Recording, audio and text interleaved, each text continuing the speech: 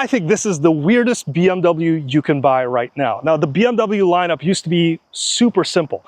Then it got a little bit stranger when they introduced the Grand Coupe or the Grand Coupe. And that's basically the four-door version of the even series numbers.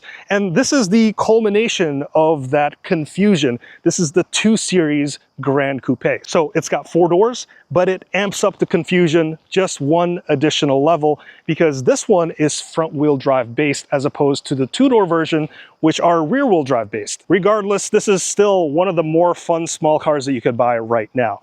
And you could tell this is a front-wheel drive based car because the engine is pointed in a perpendicular fashion or transverse compared to the direction of travel. You can also tell that this is a front-wheel drive car because of the very short dash to axle distance. If you compare this to the 230, the M240, and the M2, that dash to axle distance is a little bit longer because the engine is in that longitudinal fashion. And if you look closely at the wheel, you could really tell that this wheel has a more positive offset. So basically where the bolts are mounted, it's closer to the edge of the wheel. And that's because your engine is transverse, so the suspension components have to be packaged a little bit more tightly, and generally the wheels have a more positive offset to make more room. And these wheels are pretty good. These are the 19-inch forged wheels. It's in that darker finish, and you can see the 4-pot fixed calipers and also the cross-drilled rotors. While the front, it sort of mimics the M5 and the M5 Touring look, where the kidney grille has been more modestly sized, and also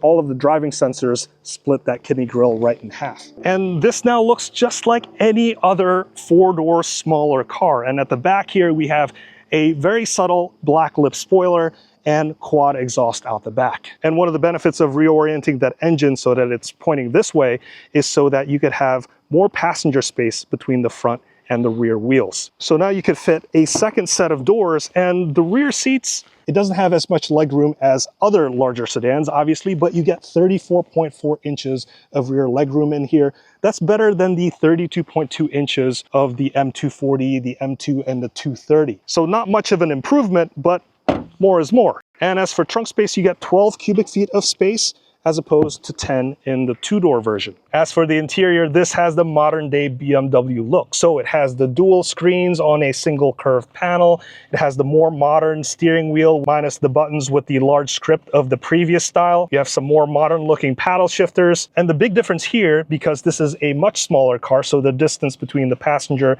and the driver is much narrower, is somewhere over here.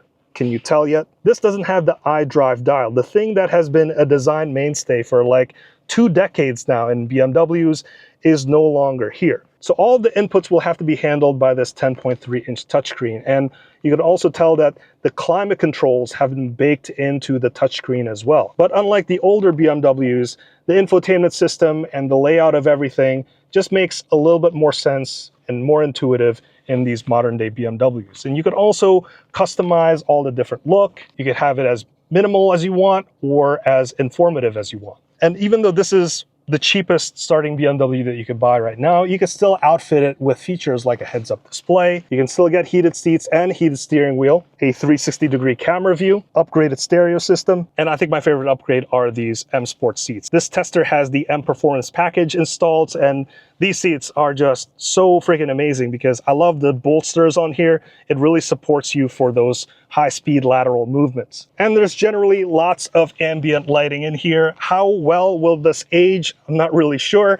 It also has these sort of gimmicky stitching on the dash. I mean, what purpose is that for, aside from breaking up the monotony of the large plain surfaces? But overall, the experience here is that of a small car. It's a little bit claustrophobic. You could do all of the design tricks to make things more horizontal looking, giving the feel of a larger space, but in the end, this is still kind of a small car. And for back seat space, you get that 34.4 inches of space, so a little bit more compared to the 2-door version.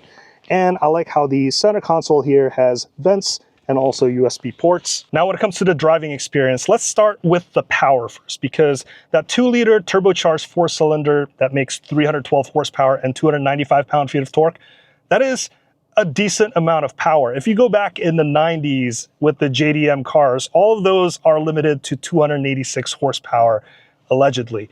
And we're talking about the Skyline R34 GTR, the Toyota Supra, the RX-7. So just imagine the level of power that those cars were making compared to what you can get now in BMW's cheapest M car. So the amount of power is pretty respectable. And this is a 3,600 pound car. So considering all the safety features that have been packed in here, it's still lightweight. So you get a nice driving experience. This thing is pretty fun to toss around. The steering feels pretty responsive.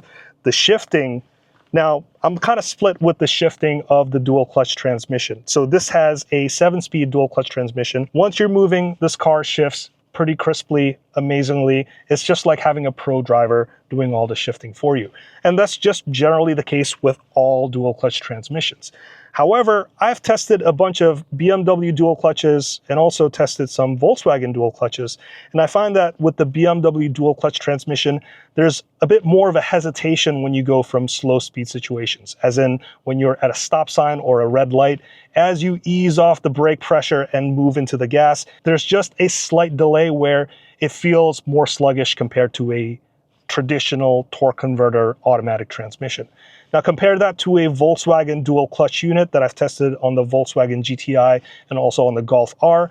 There's just a more willingness for the car to move forward. So in those cars, even if you just slightly lift off the brake pedal, just ease off the brake pressure, the car already wants to move forward. So compared to the BMW DCTs, the Volkswagen ones just have this more eagerness. But again, once you start moving, they all kind of feel the same way. As for the ride quality, this car does ride a little bit more stiffly and less comfortably compared to other larger BMWs. And I think that's just a small car kind of behavior. But overall, this is a really fun car to drive. And I love small cars because they're just easier to get in and out of spaces. And they just feel a lot more nimble than the larger versions, like the one that I just tested, which was the BMW M8 Grand Coupe. That's on the other side of the extremes. That is the most expensive, most powerful BMW you could buy right now, whereas this is the cheapest BMW M car that you could buy right now. Now, would I personally spend my money to buy this car? No. I would probably spend a little bit more money to get the M240i version, which is the rear-wheel drive version of the 2 Series. So rear-wheel drive, it still only comes with a 8-speed ZF transmission, so not a dual clutch, but the differences are kind of on the small side. Yes, the BMW M240i xDrive is a little bit more expensive, but if you are willing to forego some of the options and features, you can find a 240i that is cheaper than this 235i. If you want to watch my review of the M5 or the M5 Touring or the BMW M8 Grand Coupe, click on these links over here. I want to thank you so much for watching all the way up to this point. My name is Hanson, and that's the M235i xDrive, and I'll see you in the next one.